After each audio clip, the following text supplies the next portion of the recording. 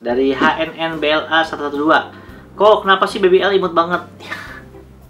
Karena bapaknya imut lah.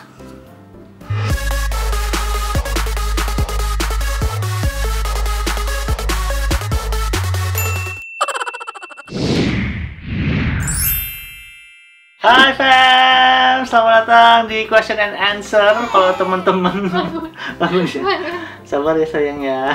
Oh enggak kok, emang dia ini. Dia sebenarnya lebih senang suara bersih-bersih gitu kan. Lebih senang diajak ngomong. Iya. Kalau kemarin follow kita di Instagram ada sesi question and answer, dan hari ini kita akan menjawab pertanyaan-pertanyaan untuk keluarga L. Sebelumnya ada beberapa pertanyaan yang sebenarnya jawabannya udah ada di video, kayak kenapa pilih namanya L, L-nya lahirnya kapan, tingginya berapa, apa segala macam, gimana perasaan Edo pas L lahir, itu ada di video di Edo Zelda ya? Iya, di keluarga L sekarang nama channelnya. Oh, di keluarga L. Oke.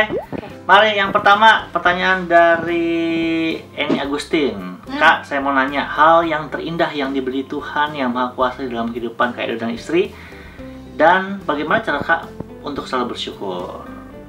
Oh, ini aku yang jawab? Iya. Kenapa aku yang jawab? Ini channelmu. Udah sering aku jawab, kamu aja. Yang paling terindah diberi pasangan masing-masing. Saya dikasih Edo dikasih saya, itu yang paling terindah.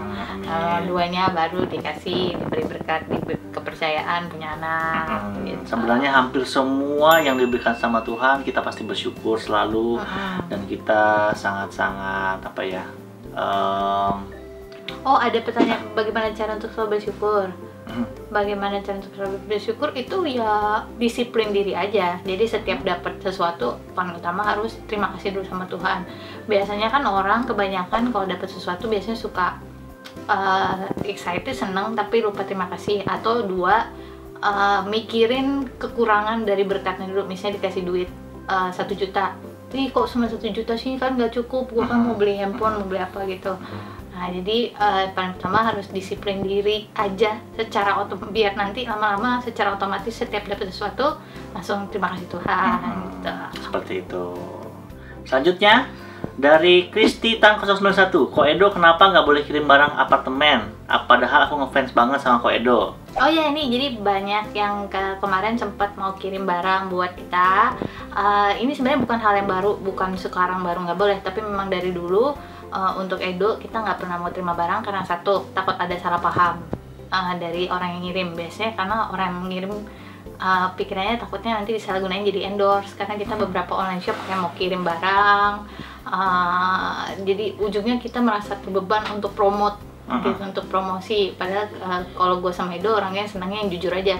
Kalau emang barangnya bagus nggak perlu di endorse juga, kita pasti udah, kalau kita tahu biasanya kita kasih tahu. Betul. Dan kadang-kadang juga ada yang kirim barang cuma pengen disebutin namanya, padahal berarti motivasinya sebenarnya pengen disebutin namanya di video, bukan pengen ngasih kita barang. Jadinya kan kayak nggak ikhlas gitu. Dan kedua, kita memang nggak mengimpress orang untuk ngasih hadiah, karena kita ngerasa dengan nonton dan dengan bantuin share itu aja udah cukup untuk doain. Kita nggak mau membuat kebiasaan orang ngirimin hadiah. Cukup like and share aja sudah berarti mendukung dan mendoakan kita juga. Terima kasih. Itu udah hadiah paling bagus. Iya. Dia terbaik. Kemudian dari Joshua Mikhail. Ko, gimana sih bisa nentuin kalau dia pasangan yang benar buat kita, yang emang Tuhan tentukan buat kita? Udah lelah dengan patah hati. Jawab ya, Ko. Ini aku juga yang jawab, ini pertanyaannya ke kamu iya semua. Sih, ini kayak buat aku. Sebenarnya ini aku udah pernah jawab sebenarnya.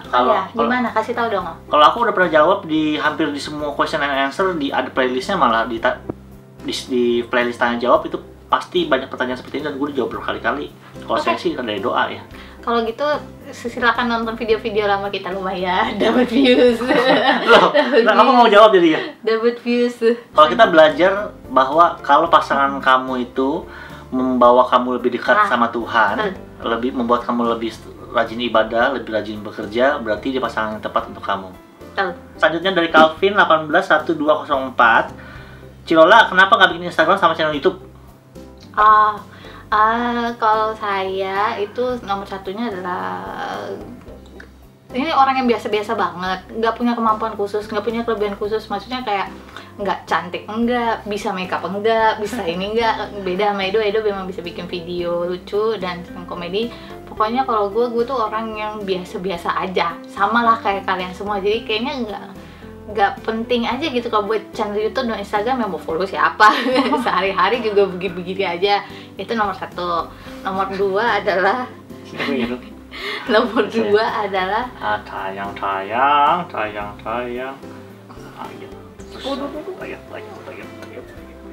Oke.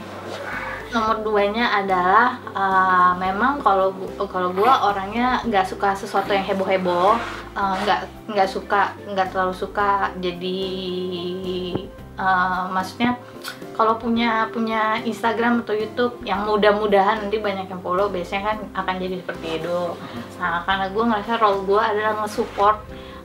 Justru kalau orang banyak tahu gue, banyak yang follow gue, itu gue repot. Karena role gue adalah support, gue merasa kalau orang banyak tahu gue itu menghambat kerja gue nanti. Jadinya malah nggak bisa bantuin Edo, nggak bisa support dia dalam hal-hal tertentu gitu.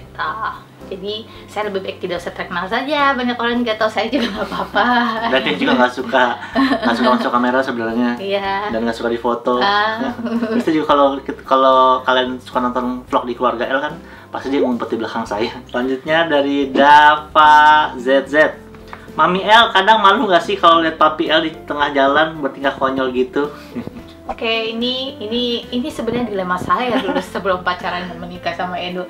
Cuman lama-kelamaan belajar, karena Edo itu aslinya orangnya serius banget. Justru dengan dia berusaha bertingkah konyol di video atau bikin video lucu-lucu, itu bikin kita makin tersentuh, karena berarti dia benar-benar pengen kerja, pengen menghasilkan uang buat saya dan anaknya gitu, sampai mempermalukan diri sendiri. Itu jarang loh ada orang yang mau maksudnya kerja setengah mati, susah payah, dan maksudnya kerjanya itu bukan bikin dirinya jadi keren. Soalnya kan sekarang kan tren kan banyak orang-orang yang bikin video supaya bikin dirinya keren kan, justru dengan tampil sok-sok gaya-gaya gimana gitu. Kalau itu justru kebalikannya, dia mempermalukan diri sendiri. itu jarang loh ada orang yang mau seperti itu. Jadi itu malah jadi kelebihannya itu. Soalnya kalau aku keren gitu, aku kan udah ganteng nih. Terus kalau aku keren, wah, nggak mungkin. Oke. Kemudian dari Syarafina Kalandra, kok masih punya fotonya Haha nggak? Kalau ada di posting dong, nggak ada. Iya, saya juga penasaran gitu.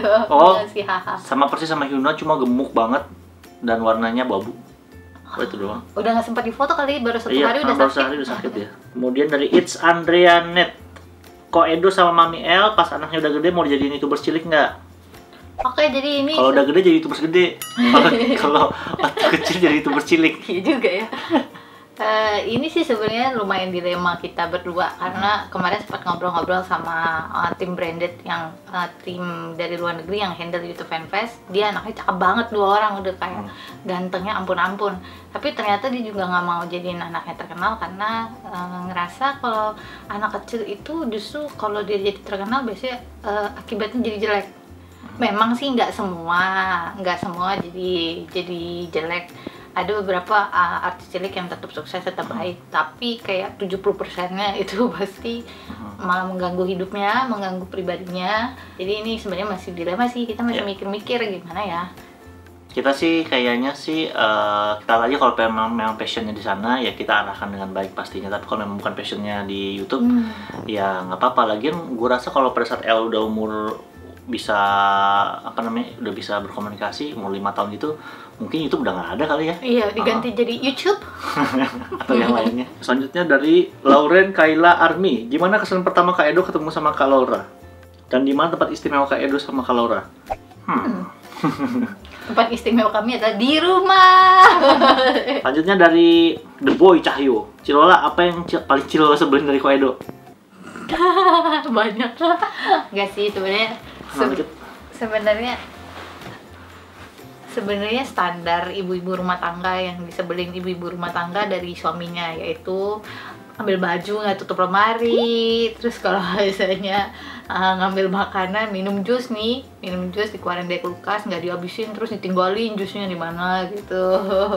Kalau pakai tisu nggak dibuang ke kotak sampah, taruh aja gitu. Ya standar hal-hal yang disebelin ibu-ibu rumah tangga akan suaminya deh kayaknya. Sisanya nggak ada. Kemudian dari JRS Jennifer, kepikiran lagi nggak buat cari pacarnya Hyuna? Kayaknya enggak, karena udah tua juga. Hyuna udah 4,5 tahun. Ya udah lewat lah masanya juga. Iya, terus yang paling penting sih sebenarnya memang cari super mini pom cowok yang seumuran sama Hyuna. Itu susah banget, karena super mini pom itu termasuk ras yang paling gampang mati. Lagian 4,5 tahun itu di umur manusia ya, 4 kali 7 udah 32 tahunan si Hyuna itu. Jadi sudah tua, udah lewat masa subur juga. Hyuna sudah punya pacar kok. Ke boneka Kapten Amerika. Selanjutnya dari Aulia Ramadhani Krishna, Mami Papi L, gimana rasanya menjadi orang tua baru? Apa ada momen lucu nggak tentang Baby L? Momen lucu paling pertama kali saya ganti popok, begitu pas saya buka, dia pipis. Terus karena dia anak laki kan, jadi pipisnya ke atas. Iya. Sayangnya kita nggak rekam, kalau rekam lucu tuh pasti. Terus yang kedua momen lucu adalah mukanya L itu ekspresinya tuh sama banget sama Edo. Oke, Edo, sekarang yang kamu coba. Ya nggak bisa kalau dengar dibandingin. Iya, nanti dicariin. Foto dulu. Kalau mau nangis. Mukanya sama banget. Mukanya sama banget.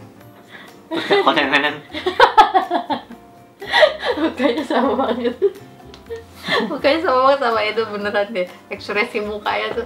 Nanti kita usahain ada foto L di samping Edo tadi pas dia lagi ekspresi gitu. Sehat.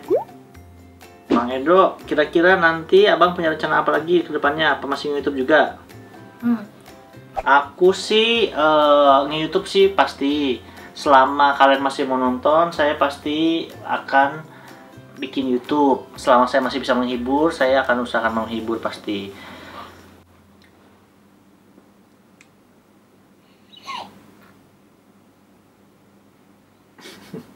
Ya jadi pengennya sih punya usaha juga dan masih belajar sama teman-teman yang sudah belajar bisnis sih.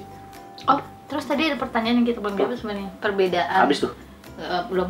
Yang Hyuna pas ada L gimana?